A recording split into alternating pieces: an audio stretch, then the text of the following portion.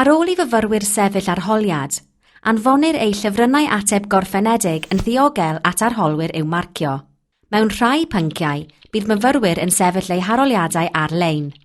Yn aml, bydd arholwyr yn marcio llyfrynau papur gwreiddiol a llaw, weithiau bydd y llyfrynau ateb yn cael eu sganio a bydd arholwyr yn marcio rhain gan ddefnyddio cyfrifiaduron. Mae ein harolwyr yn athrawon cymwysiedig a phrofiadol yn y pwnc y maent yn ei farcio. Cant eu hyfforddi'n llawn bob blwyddyn I farcio yn ôl safonau a gofynion cybac. Ar ddechrau'r cyfnod marcio, bydd arholwyr yn marcio'r un detholiad o gwestiynau ac atebion ac yn cwrdd mewn grwpiau pwnc I drafod a chymharu ei marcio. Mwyn iddyn nhw allu marcio'n gywir a chyson, bydd y prif arholwr yn ysgrifennu cynllun marcio I ddarparu canllaw manwl ac atebion sampl ar gyfer pob cwestiwn. Bydd y prif arholwr yn rhoi adborth I arholwyr am ei marcio.